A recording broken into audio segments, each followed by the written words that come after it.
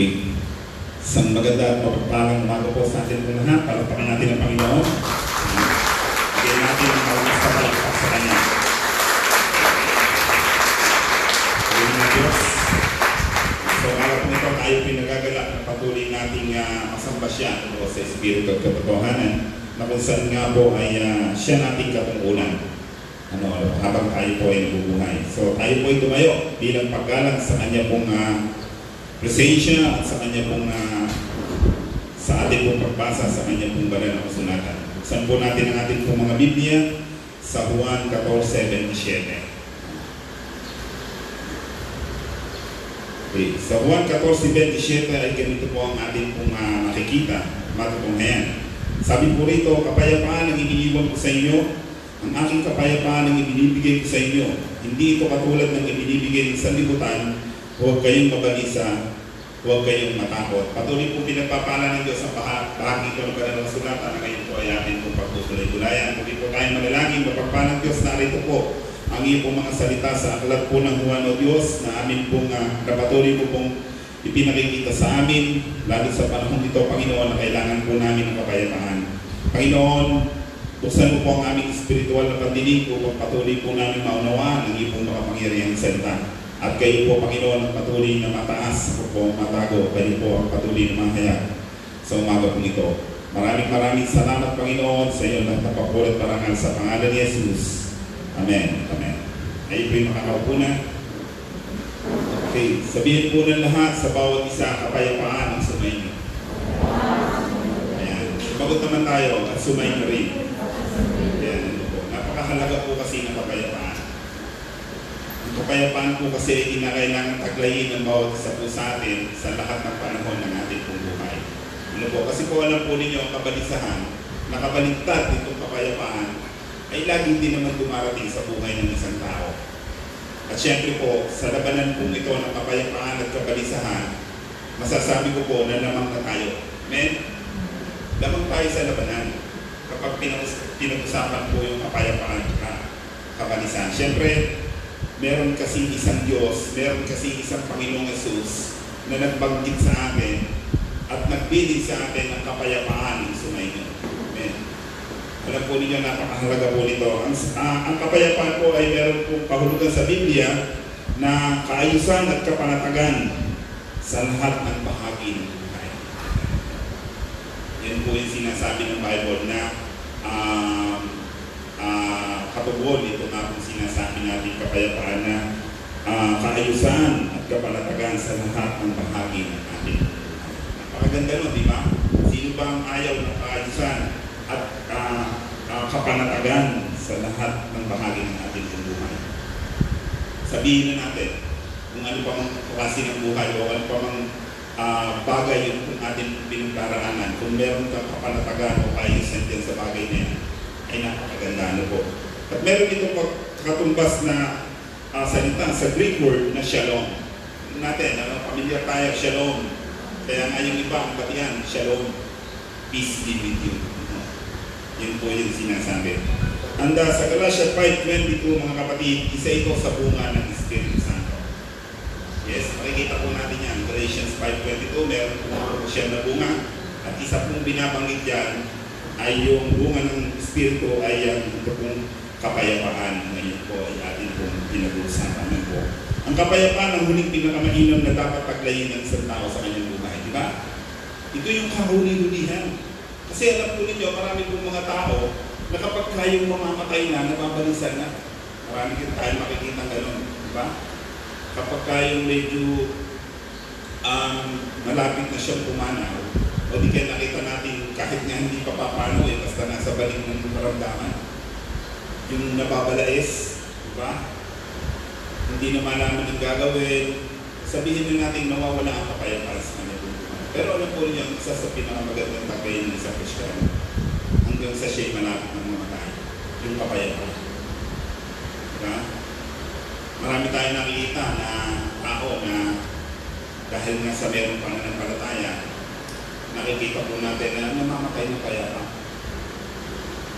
Hindi na sabihin na natin na ando na yung hindi nahihirapan ng kanyang mahal sa buhay dahil tinatanggap niya yung malugod sa kanyang buhay ng pamamahay. Kaya naman sa ating bubuhay mga kapatid, tayo lahat papunta sa kamatayan. Walang hindi. Hindi nga lang natin masasabi kung kailan. Ba't ang pinakamahalagang bagay mga kapatid, dapat taglay lagi natin ang kamatayan. Taglay lagi natin ang kapayapaan sa ating bubuhay. Ano po? Okay, nung mag-upisa ang balita tungkol dito sa pandemic, huminig niyo sa akin mga kapatid, nabalisa kayo. Di ba? Nabalisa tayong lahat. Meron nga, kahit sa panahon ko nga ngayon pag sumakit ang lalamunan, di ba? Pinagbibintangan niyo si COVID. Pag nalakit ang kalamnan, pinagbibintangan niyo si COVID. Pag sinipon, pinagbibintangan natin si COVID. Yung asawa ko nga, 3 days siyang nilagnan. Pero huwag kayo magdala ka rin Ako, ganun din. 5 days kung pinwaran din yung sarili ko. Sumakit ang tenga ko. Then afterwards, pagkasakit niya, mga ilang siguro, kinabukasan, sumakit naman ang lalamunan ko. Pinagbibintangan ko talaga sa COVID. Kaya ito. May nabalitaan pa kami ng mga kasamahan namin ng positive. Sabi ko, baka ito mabuti pa magkulong muna ako sa bahay. Yung pinakamaganda. Sinundan pa ng sakit ng pako, talagang hindi ako makakalis. Pero yung kaisipan na baka ito ay COVID na. Baka ganito, baka ganun. At hanggang ngayon sa kaisipan natin mga kapatid, hindi natin may yun sa ating buhay. Meron nga tayong mga kapatid ngayon na talagang mababalisa. Nag-aalala tungkol nga po sa pandemya ito. But syempre, nakamahalaga po kasi lagi nung inibay sa atin ng ating Panginoon Jesus. Hindi lang sa unang mga alagad, kundi sa bawat isa sa ating ngayon na mananampalataya na kapayapaan ang sumayon. Sabihin ng lahat, kapayapaan ang sumayon. Mahalaga kasi noon, mga kapatid. Isang simpleng salita na ibinitawan ng ating Panginoong Jesus sa kanyang mga alagad. Pero napakahalaga. Halos kung mundo ay nakakaranas ito, saksi tayo lahat. At maaaring sa haling natin mga Kristiyano ay nararanasan natin mawala ang kapayapaan bunga ng COVID-19. Diba? Kaya sa ganun pa man mga kapatid, siguro isa lang yung sinasabi ng ating Panginoon sa atin, ng Diyos. Mag-ingat tayo. Lagi pa rin gano'n, mag-ingat tayo. Maraming mayaman pero walang kapayapaan. Right? Diba? Marami tayong mga taong kilala sa ating sa palibot at mga taong nahayag din naman sa iba't ibang kasulatan na mayayamang tao pero hindi nakakatulog. Laging may alalahanin sa buhay. Actually, sinabi mo talaga yan ng mga naran, di ba? Habang ikaw ay mayaman, marami ang iyong alalahanin sa buhay. Gusto niyo pa mag-imaman? Depende naman din siyempre. Kasi meron kasi mga tao na mayaman na ay talaga namang hindi pa rin gusto sa buhay. Kaya mahalaga yung kakontentuhan sa ating buhay. Kasi ang kakontentuhan ay siyempre nagpubunga rin po yan ng kapayapaan sa ating buhay. Ayan, maraming mga may kapangyarihan pero walang kapayapaan. Diba? Maraming mga tao ngayon, very influenced, napakalakas ng influensya. Naalala ko tuloy yung kwento ni Angelo Reyes, isang tao na mayaman, may kapangyarihan, isang general, but nabalitaan natin later na nagpakamatay siya. Bakit? Isa lang ang dahilan doon na wala ang kapayapaan sa kanila. Hindi niya lang kung hawakan yung kapayapaan niya. Okay. Iniutos sa Panginoong Jesus na huwag tayong mabalisa. Diba? Sa Biblia, mga kapatid, maraming tala na tayong makikita na sabi puro, huwag kayong mabalisa tungkol sa ano pang mga bagay. Tungkol sa inyong pagkain, sa inyong inumin, sa inyong darating. Bakit? Kasi mahalaga kasi ang buhay kaysa sa lahat ng mga bagay. Kaya naman po, iniutos ng ating Panginoon, huwag tayong mabalisa. Alam ko po, sa ating pong buhay ngayon, sa hanay po natin, meron tayong mga kabalisahan, kaprakapraso, o sabihin na natin naman, meron pa rin tayo mga kabalisahan na iniintindi ngayon sa ating buhay. At isa lang po yung nasasabi ko ngayon at sinasabi ng Panginoon, ilagap natin ito sa Kanya. Amen? Ilagap natin, ano man po ang kabalisahan natin dinaranas ngayon sa pangalan ni Jesus na makapangyarihan sa lahat. yung lahat po lang yan ay mawawala. In Jesus' name. Amen? Okay. So, sa umaga po ito mga kapatid, meron po tayong mga ilang bagay na dapat po nating banggitin upang mawala yun ang kabalisahan o kung bakit ang kabalisahan ay dumarating sa ating buhay. No? Kasi minsan, niisip lang natin, hindi, sinabi naman ng Panginoon na ang kapayapaan na sumamin isa sa amin ito. Alam po ninyo mga kapatid, given na yun, talagang ganun lagi ang mangyayari kung talagang tinanggap natin. Pero alam po ninyo, meron tayong mga bagay na pinagmumulan talaga ng kabalisan sa ating buhay. Nawawala ang kapayapaan, una, bunga ng yung isang major root na pinagmumulan kasi ng kabalisahan, unang-una kasalanan. Diba? Siyempre, lahat naman tayong kasalanan inaamin naman natin yun. Therefore, nandun lagi yung kabalisan sa ating buhay. Dahil meron nga po tayong mga kasalanan ginagawa. Ang eksaktong halimbawa po nito mga kapatid ay si Haring David. Diba? Nung siya po ay nagkasala kay Batseba, mga kapatid, ano pa niya kapayapaan sa buhay? Nawala yun. Puntahan siya ng isang propeta at sinabi sa kanya, ito kasalanan mo. Nabalisa siya. Kaya nga naisulat niya yung awit 50-51, di ko ba? Sabi po roon mga kapatid, huwag mong alisin sa akin ang iyong espiritu. Kaya sabi po roon mga kapatid, nung ang kanyang anak kay Batseba ay naghihingalo na, siya po ay mag-aayon mo, wala niyang kapayapaan sa kanya. Una kasalanan. Pangalawa si Judas, diba? Pinakamalinaw nito si Judas kung saan nga po ay gumawa ng kasalanan, malaking kasalanan sa ating Panginoong Jesus. At ang bunga ng kanyang kasalanan na yan, pagpapakamatay. Actually, dito kung nakaraang ilang araw, di ba meron tayong mga taong nababalitaan ng pagpapakamatay. Kasi bakit? Nalaman nila na sila ay meron COVID daw. Pero alam po ninyo, isa talagang pinaka-ugat ng ating nga pong kabalisahan, muna kasalanan. Well, nasa atin po yun kung paano po natin ito aalisin sa atin ng buhay. Pangalawa, sabi po rito kasabay man, nawawala po ang kapayapaan sa buhay ng isang tao kapag ka po dumarating yung greediness sa kanya pong buhay, yung kasakainan. Ang halimbawa po nito mga kapatid, si Haring Saul sa 1 Samuel 19. Si Haring Saul po kasi sa kabila ng siya ay hari na kinaiingitan pa niya si David. At dahilan dito, si David gusto niyang mapatay. Kaya po pagka siya ay dumarating yung kasakainan sa kanya pong buhay, na gusto niyang walang uuna sa kanya, ay pinapasok siya ng ng masamang espiritu, di ba? Pumapasok yun sa kanya pong buhay, at dahil dito ay tinutugis niya o gusto niyang patayin si David na noon ay isa pa niyang pinuno. Kaya pagka dumarating po ka sa kanya sa ating pong buhay, yung kapayapaan, wala po yan, napapalitan po ito ng pagkabalisan mo. Pangalawa, si Haring Akab. Actually, puro hari po itong nababanggit ko dito kasi sila yung mga influential tao at kilalang tao ng mga panahon na yun. Pero walang kapayapaan sa kanila ng buhay. Kasi Haring Akab naman ay nakamita ng isang ubasan. Nung minsan nasa palasyo siya, nakita niya, nasilip niya, parang maganda yung ubasan niya. Pinuntahan niya, may-ari ng sinabat. Sabi niya, Nabat, gusto ko yung ubasan mo. Bibilhin ko yan. Itong sinabat, dahil sa lupang yun, ay minana pa niya sa kanyang mga ninuno, kaya sinabi niya, hindi ko po maaaring ipagbilhin ko sa inyo, manari. Kasi ito po yung minana ko pa, talagang meron sa ibang salita, may sentimental value na sa akin. Noon, nung pagkasabing gano'n ni Nabat, umuwi itong si Haring Akab. At pagkatapos ng kanyang pauwi, ay nagpurong sa kanyang kwarto, ayaw niya kumain. Balisa siya. Nawala ang kapayapaan. Dumating itong kanyang nanay, si Jezabel. Sabi niya, ano ba dahilan?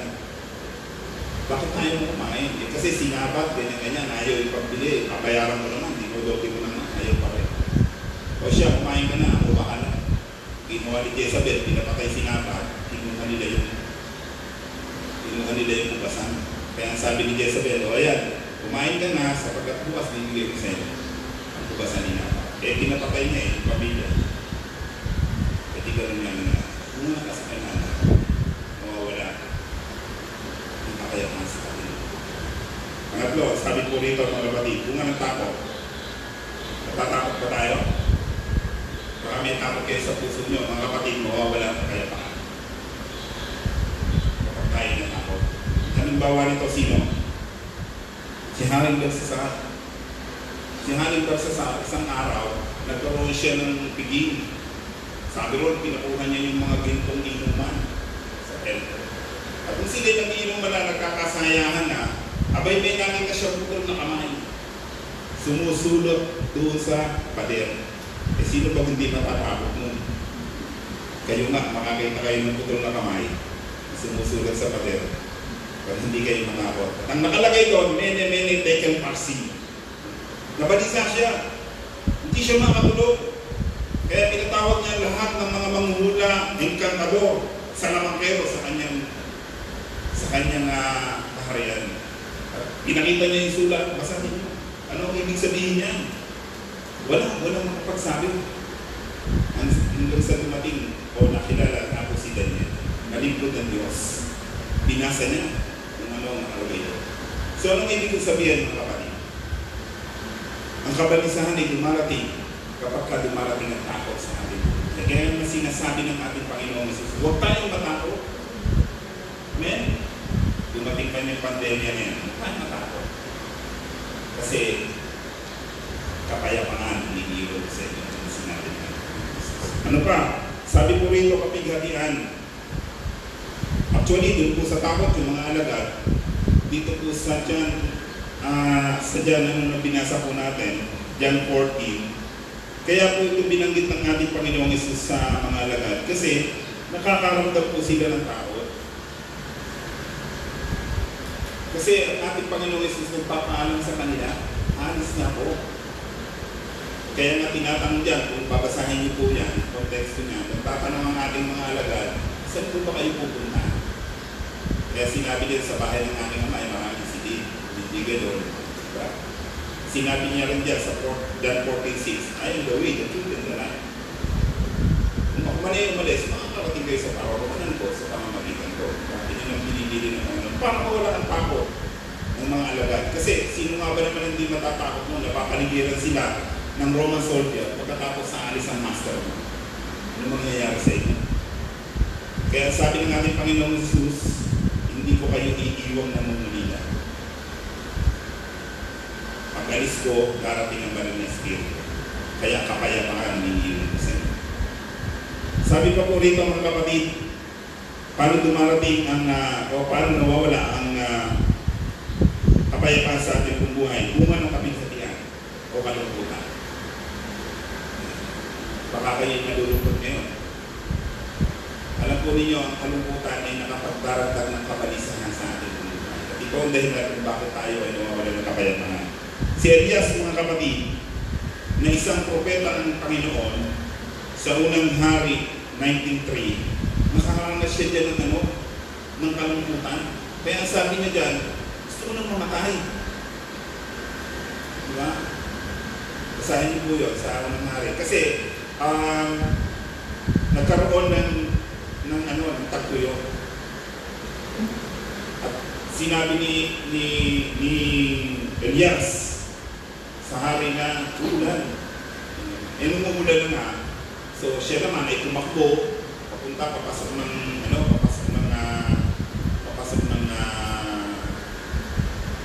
palasyo doon sa lugar na kung saan nga po ay naroon nga po itong sila Jezebel. At pagkatapos noon, kinabukasan, nagkaroon nga po ng tinatawag na gabanan yung mga propeta ni Baal. Kaya alam natin ang kwento na kung saan nga po nagbababa ng apoy ang Diyos at tinupok yung handog ng Elias. At pagkatapos noon mga kapatid, ay nagalit sa kanya. Si Jezebel na naman. Sabi niya, pag hindi kita napatay ngayon, patawarin ako ng mga missionary. Ang ginawa nito si Elias, dahil sa tawag, kumaripas ng takbo. At nung siya'y malayo na, sinasabi niya, malayo na nalalakbay niya, gusto ko nang mamatay. Nalulungkot kasi siya sa kanyang buhay. Sa kabila ng siya'y propeta ng Diyos, kanyang mga ginawa ay dumating ang kapigatihan. Alam po ninyo, tayo ng mga Kristiyano doon. Minsan, pag dumarating po ang kapighatian na kalungkutan sa ating buhay, nawawala na yung iniwan ng ating Panginoon Jesus na peace be with you. Kung papayapaan ay napakalta ng kalungkutan po. Anong po po mga kapatid? Alalahanin. Ang isang nakapagbibigay ng kabalisan sa ating buhay, alalahanin.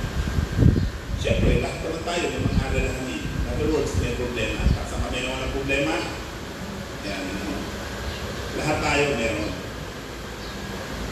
Pero hindi ito dapat makapagbigay sa atin, kabalisan sa atin. Alam po ninyo ang Paraon, ang hari Paraon, yung panahon ni Jose, nagkaroon po ng malaking alalahanin sa mga. Nanaginip siya, na 2 beses. Nung mapanaginipan niya, hindi siya makatulog. Pinatawag niya ulit yung sa lahat ng mga paliwanag, ay walang makapagpaliwanag. Naalala ng isang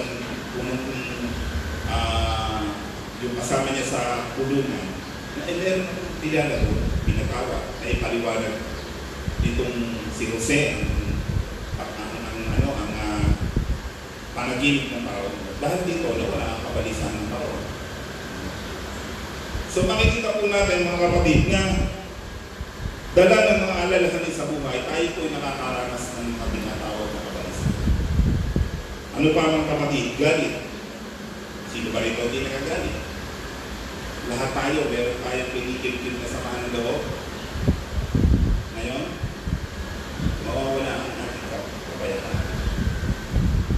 Kahit isang simpleng sama ng loob, sa katabi mo o sa harapan mo o nasa loob, o yung naiwan mo sa bahay. Kapag may kinikil-kil tayong sama ng loob, mawawala ang kapayapaan. Mainiwan. Ito'y karanasan natin. Hindi na natin dapat mabuklatin ng Biblia. Karanasan na natin. Baka tayo ay meron sa mga nito. Kinakailangan na natin i-release. Kinakailangan na natin pakaluan at ibigay sa pangalan ng Panginoon. Para yung alalahanin natin mawala.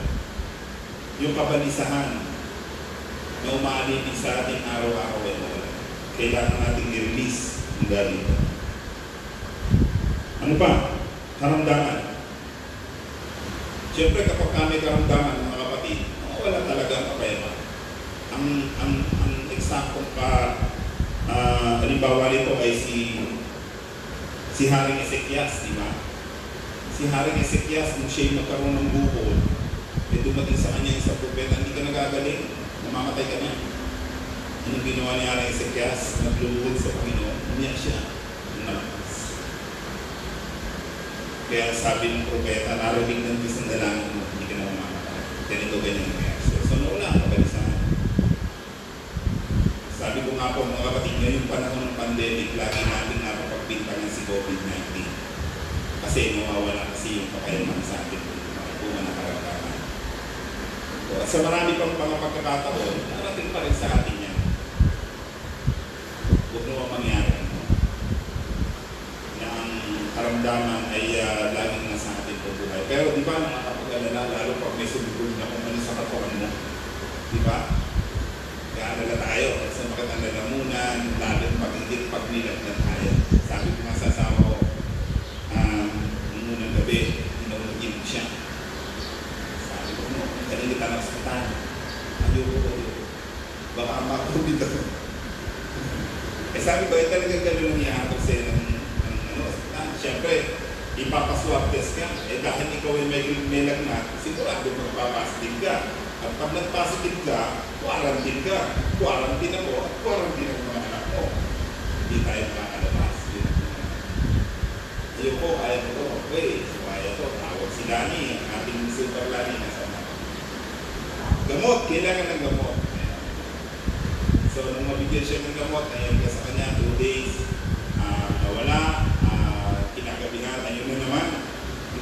isang araw, pangatlong araw, kaya handa ko rin ng Diyos. At bigyan din ako ng prayers sa ating mga kapatid, sa Pima family, and praise God, Kaya sabi ko nga, hindi naman ako nahawa rin, Kasi kung COVID talagang pinakikirap naman ko kung nakikirap din. Kasi baka nga COVID ko kung anong nangyari, siyempre, at napakabuti ng Diyos. Amen? Alam natin ng Diyos na. Alam ko sa inyo po mga tahanan, meron din mga ganong cases. Meron din mga ganong bagay na kung saan nga pwede naranas. Basta, ang Diyos ko ay mabuti sa lahat ng panahon. Amen? At ang kapayapaan ay pinagkakalaw niya lagi sa akin. Ano naman ang mga bagay na dapat natin gawin upang manatili sa atin ito? Siyempre, kung ano lang yung kabaligtaran ng sinabi ko, di ba? Pero alam po ninyo, meron pong 4 na bagay dito sa Biblia na kinakailangan natin gawin upang manatili ang kapayapaan sa ating buhay. Una, sabi po rito, paghariin ito sa ating puso. Hindi naman kasi po pwede na sinabi, binigay naman ng Panginoon yun tapos na. Diba? Hindi po pwede kasing ganon. Pagkatapos na ibigay ng ating Panginoon at sinabi tapos na. Wala na tayong gagawin. Meron po, mga kapatid. Una, ang sabi po rito, paghariin ito sa ating puso. Colosas 4:15, ang sabi po rito, at paghariin ninyo sa inyong puso ang kapayapaang kaloob ni Kristo. Pag sinabing pinaghahari, mga kapatid, siya yung nauna. Diba? Siya yung nauna sa ating puso, kapayapaan na iniwan ng ating Panginoon. Kaya nga sa lahat ng bagay, kinakailangan nakikita yung kapayapaan sa ating buhay, maging sa ating pagsasalita, pagsasagawa, sa ating paggawa, pag-iisip. Kasi kapag ka nagkahariyan sa puso mo, mga kapatid, iyan pa rin ang ilalabas mo, diba? Sabi nga po ron, kung ano ang laman ng dibdib, ano mo kang bilig, diba? Kasi kapag ka walang kapayapaan sa puso, yun din ang ilalabas mo, yun din ang gagawin mo. Tarang-taka kapag ang puso mo ay mabigat. Nagsasalita ka parang wala, diba? Hindi ka makapag-advise sa ibang tao kasi bakit? Kahit ikaw, gantado mo. Kaya sinasabi po rito mga kapatid, una, paghariin natin sa ating puso ang kapayapaan na ibinigay ng ating Panginoon. Pangalawa, gawin ang mga bagay na makapagdudulot ng kapayapaan. Gawin natin yung mga bagay na kung saan ay talagang nakapagbibigay ng kapayapaan sa ating buhay. Kasi alam po ninyo, hindi nga sapat kasi na, hindi, binigay ng Panginoon to. Tapos ang gagawin naman natin ay kung ano. Sabi po rito sa Romans 14:19, kaya pagsikapan natin gawin ang mga bagay na nakapagdudulot ng kapayapaan at makapagpapatibay sa isa't isa. Ibig sabihin, kasama na rito yung ating mga kapatiran sa pananampalataya. Kasama na rito yung ating kapwa. Sabi rito, makakapagpatibay sa isa't isa. Hindi kasi po pwedeng mamuhay lang tayo, kaya pa ako, wala akong pakialam sa mga tao sa labas. Hindi po pwedeng gano'n. Kaya sa ating pong buhay mga kapatid, sabi rito, gawin ang mga bagay na nakapagpapadulot nakapagdudulot ng kapayapaan. Ano yun? Isa-isa, dami naman nun Tsaka tayo sa ating pong buhay, alam natin yung buhay. Bakit ka ba gagawa ng isang bagay na makapagdudulot sa iyo ng kabalisan? Ano ba, makapag-away ka sa lugar mo? Sige nga, din ako kung makapag-release sa iyo ng kapayapaan. Ibig sabihin, kailangan natin makasundo ang ating mga tao. Kristiyano man yan o hindi, kailangan natin makasundo. Kasi kapag ka hindi, mababalisa. Pangatlo, siyempre yung sinasabi natin na ang isa sa pinaka-major root ng kabalisahan ay kasalanan. Iiwasan ang kasalanan. Sabi po sa Awit 34:14, mabuti ang gawin, masakay daliwan, pagsikaping kamtin, kapayapaan.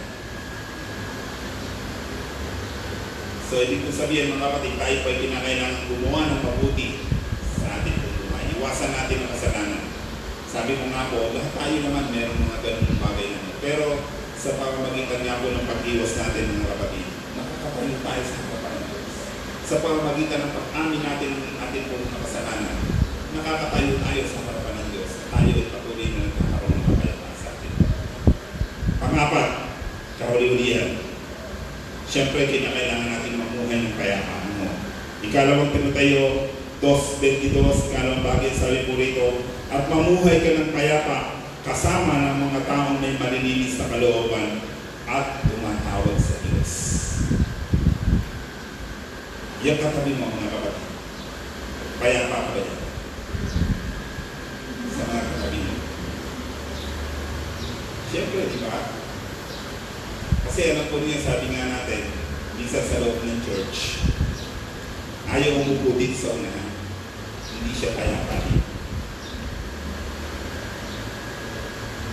Alam po niya sa upuan pa lang, nakikita na natin yung minsan.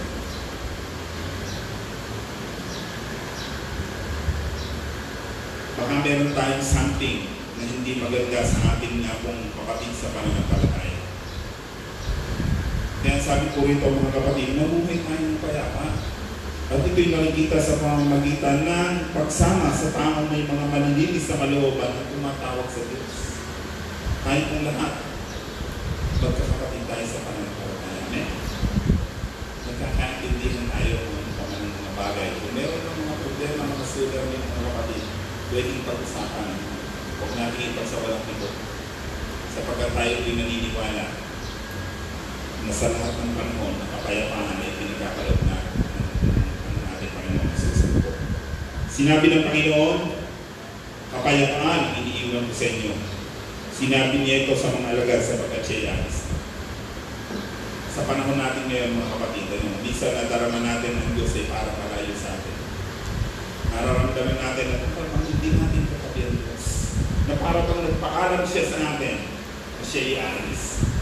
At minsan nakakalimutan natin yung salitang kapayapaan ang iniiwan sa atin. Kaya minsan tayo ganito, mapabalisa tayo. Okay.